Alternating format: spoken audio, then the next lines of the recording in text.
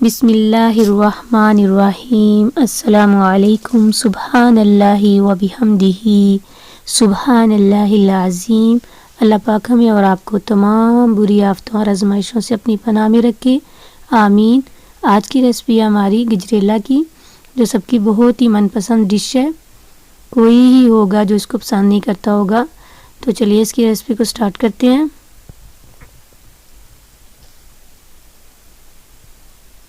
इसके लिए मैंने 3 किलो गाजरें ली हैं, जिनको मैंने कद्दूकस करके कढ़ाई में डाल दिया हुआ है।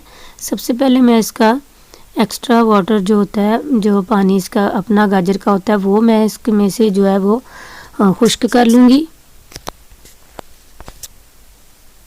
चम्मच को चलाते हुए। और साथ ही आपसे गुजारिश है कि आप मेरे चैनल को सब्सक्राइब ज़रूर करें और साथ में बने बेल बटन को भी ज़रूर प्रेस कर दें। ये बिल्कुल फ्री है, तो वीडियो को प्लीज़ पूरा देखा करें। तो गाजरों का पानी जो है वो खुश्क हो चुका है, आप देख सकते हैं। तो अब मैं इसमें दूध ऐड करूँगी। अब 3 किलो गाजरें तो तकरीबन इसमें 5 किलो दूध अगर हम डालें तो ठीक रहता है, लेकिन है कि मेरे पास मलाई मेरे पास तकरीबन 1 किलो मलाई है, तो जिसकी वजह से मैं इसमें सिर्फ 1 किलो ही दूध ऐड करूँगी।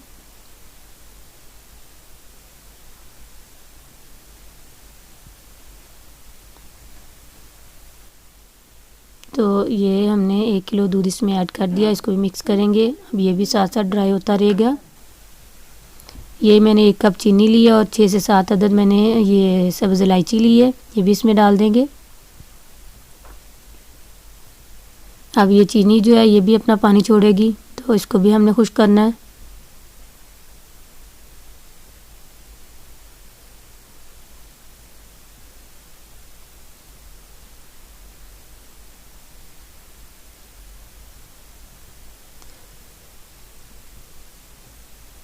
तो दूध भी हमारा काफ़ी हद तक जो है वो खुश्क हो चुका है। ज़्यादा दूध डालने से ये होता है कि वो खोया भी बन जाता है और अच्छे से उसका टेस्ट भी ज़्यादा अच्छा आता है। कि दूध का तो आपको पता है फिर टेस्ट इतना प्यारा होता है, मज़े का होता है। तो अब मैं इसमें डालूँगी जो मैंने 1 किलो मलाई मैंने इकट्ठा करके रखी हुई थी, तो वो सारी अब इसमें जाएगी, इसलिए मैंने दूध कम डाला है। और दूध कम डालने की वजह ये भी होती है कि अगर आपके पास खोया है तो आप खोया डाल दें, तो फिर भी आप दूध कम डालें तो ठीक रहता है। और अगर आपके पास खोया और ये मलाई वगैरह नहीं है तो फिर आप दूध ज़्यादा डालें, ताकि उससे आपका गजरेले का टेस्ट है वो ज़्यादा अच्छा बनेगा। तब हम इसको भी मिक्स कर लेंगे और अच्छे से इसको भी ड्राई कर लेंगे इसमें। तो ये इससे क्या होगा कि एक तो इसमें खोया बनेगा, दूसरा इसमें जो हमने इसको भूनने के लिए घी डालना होता है देसी, तो वो इसी में से घी भी निकल आएगा और साथ ही इसी में से खोया भी बन जाएगा।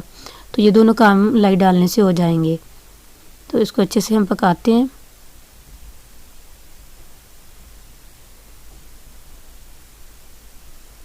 तो आप देख सकते हैं कि आपको वाइट वाइट बीच में जो है दाना नज़र आना शुरू हो गया होगा।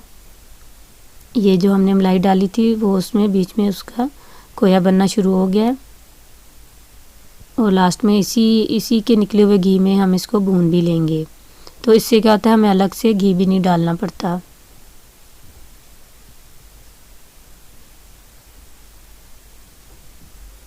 ये देखिए,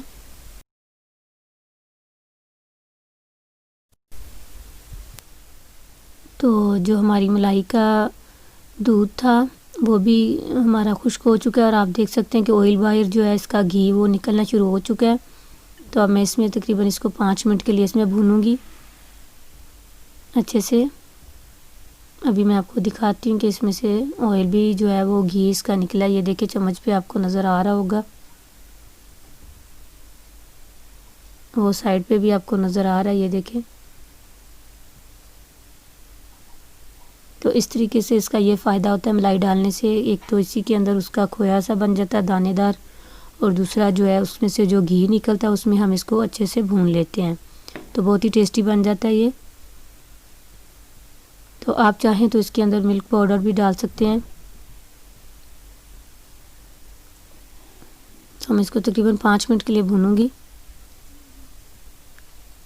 मैंने वो इसको भून लिया और अब इसमें मैं ड्राई फ्रूट डाल लूँगी। आप अपनी मर्ज़ी के मुताबिक जो उनसे मर्ज़ी डालें। ये मैंने बादाम डाले हैं और एक खोपरा था उसको भी मैंने ग्रेट करके वो भी मैं इसमें ऐड कर दूँगी और हम इसको मिक्स कर लेंगे। तो गजरेला हमारा तैयार हो चुका है।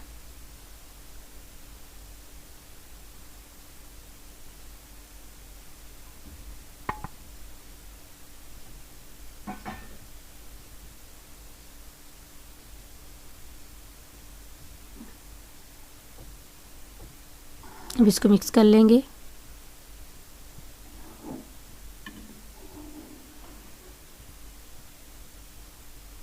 बहुत ही शानदार गजरेला हमारा बनकर तैयार है। तो अब हम इसको डिश आउट कर लेंगे।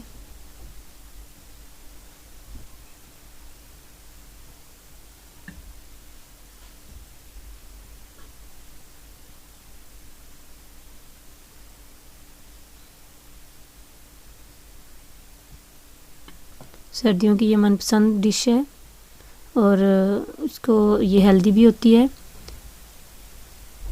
और ये मैंने खोया बनाया था खुद ही, ये मेरा होममेड खोया है। तो इसकी रेसिपी मैं आपको डिस्क्रिप्शन बॉक्स में भी दे दूँगी और आई बटन में भी। तो ये मेरा होममेड खोया है, इसको भी हम इसके ऊपर गार्निश कर देंगे।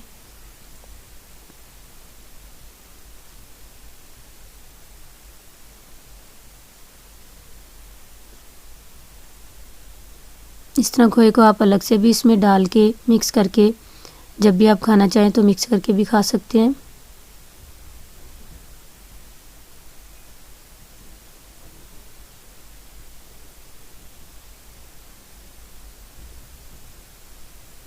आप मेरी हौसला अफजाई के लिए कमेंट बॉक्स में ज़रूर बताइए मुझे कि आपको मेरी रेसिपी कैसी लगती है।